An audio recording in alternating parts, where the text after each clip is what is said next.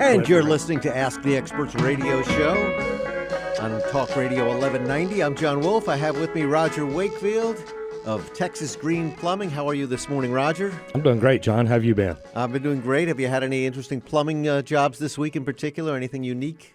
This has been like slab leak week. We've gone out and done several slab leak inspections for people selling their houses, or actually it's people, the buyers. The buyers are the ones who need to do that. But we've actually gone out and we've got 3 different buyers that are buying houses that we found slab leak issues up underneath, and those tend to be serious problems.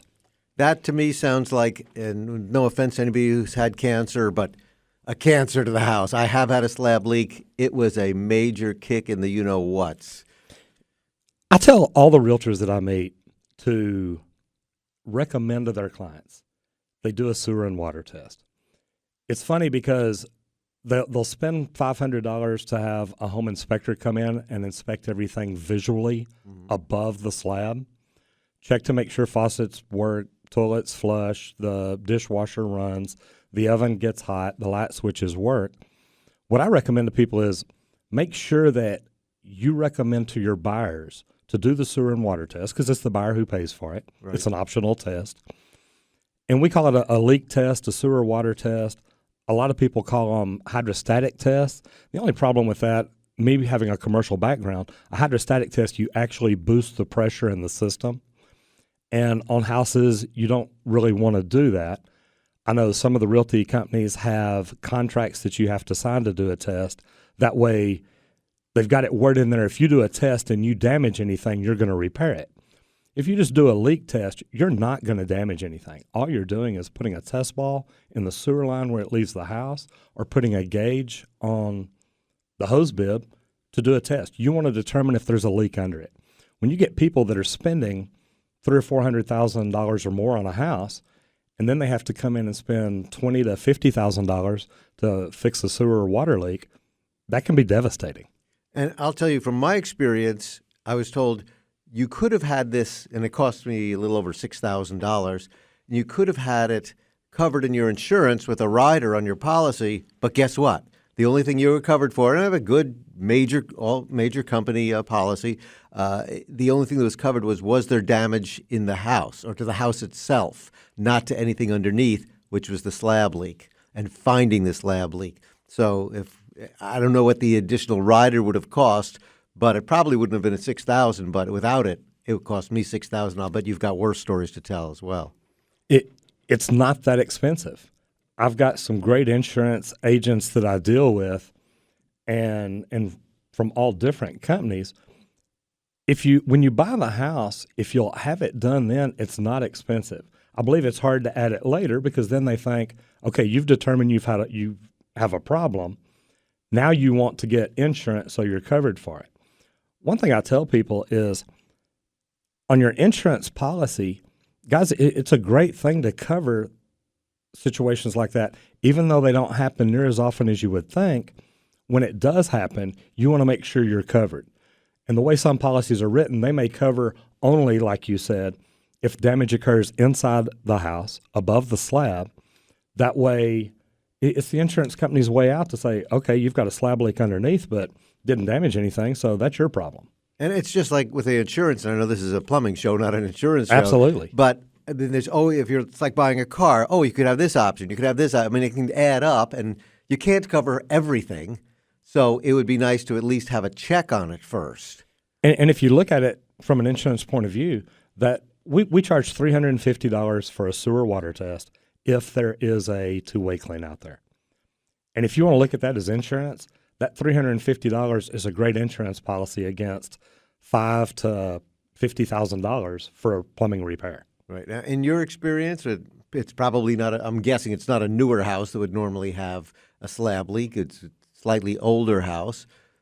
But if it's happened once, are you thinking, oh, I'd want to sell this house now because it's just as likely to happen 10 feet down the road here? Well, and if you're selling the house, and I go back to dealing with or my relationship with realtors, the seller normally doesn't do a test. The seller's normally, hey, look, I'm selling the house because I'm moving. It's the buyer's chance, I guess, the buyer's choice as to whether they want to have that tested to see if they're going to have issues. So if I was buying a house, a new house or an old house, I would do it. And if you'd asked me that 6 months ago, I'd have probably no. I used to tell people, if you're representing a buyer that's buying a house 10 years or older, tell them I'll always recommend to my clients to do a sewer water test. For whatever reason, I showed up at a networking event, and I've talked to you about it before. I network through Master Networks, and I showed up at an event at a new location. Ron Hunt, a great realtor up north in Frisco, invited me to his group, and I went up to his group, and one of the home inspectors there said, Roger, we tell every client buying a house to do a sewer and water test on the new houses too. He said, and you'd be surprised how many of them have leaks under them. So that was a surprise. Would you say those are from lesser builders?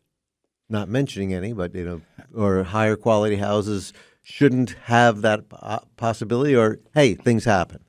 Yeah, I think it really gets back to the quality of the plumbing company you use.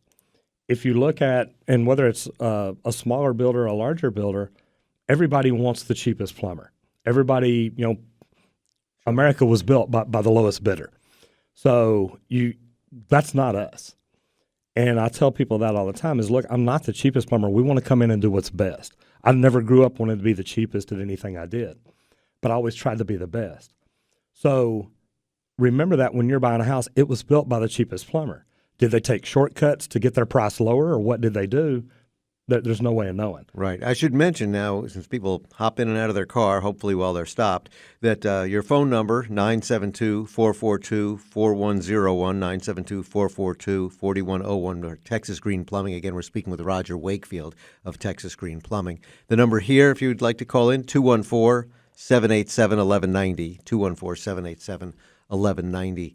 And as you say, the lowest bidder, I mean, I think of that even with pizzas or hamburgers. How low can the price get? There's so much competition, but there's going to be a give on the other side.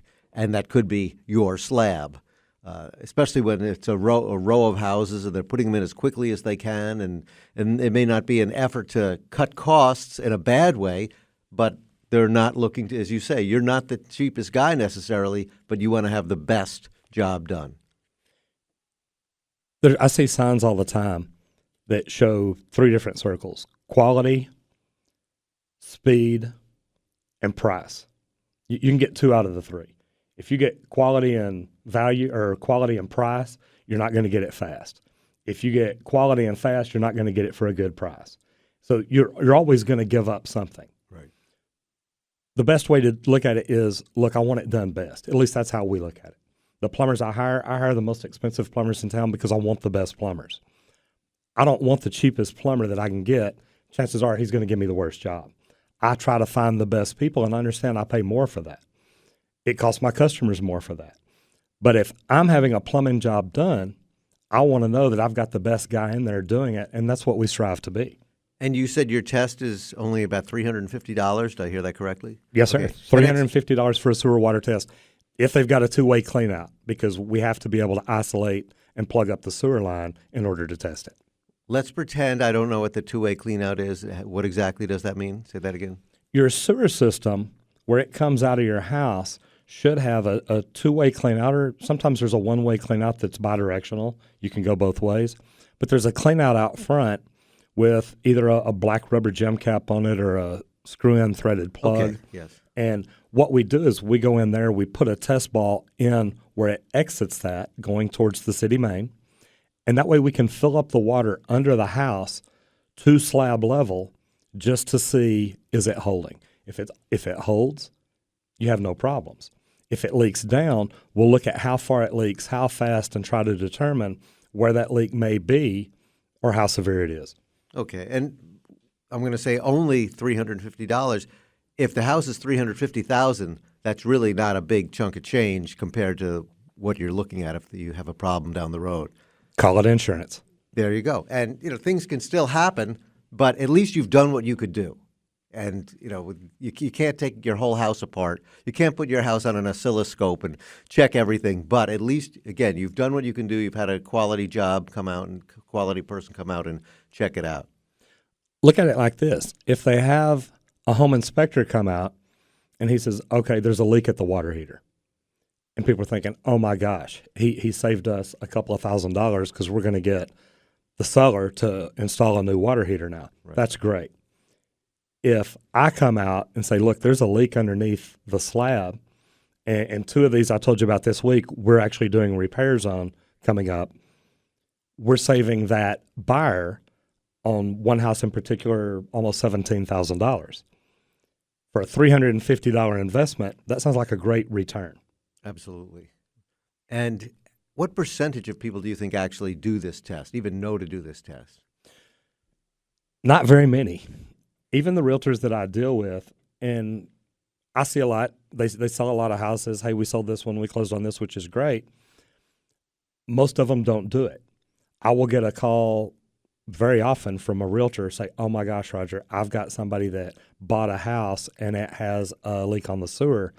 Can you help us? Well, yeah, I can help them. But did you tell them beforehand that they had a leak? Or did you tell them beforehand to do a sewer and water test? They're like, no, I forgot about it. I think realtors are in such a hurry to sell that they don't always want to recommend that to everybody. And not all realtors are that way. I work with some great ones. That's just something I see a lot. Well, you understand people are on straight commission. It's a very competitive field. And let's get that sale done. Let's get you in there. You're listening to Ask the Experts radio show. I'm John Wolf. I have with me Roger Wakefield of Texas Green Plumbing, and we'll investigate more plumbing problems and how to avoid them when we come back on Talk Radio 1190.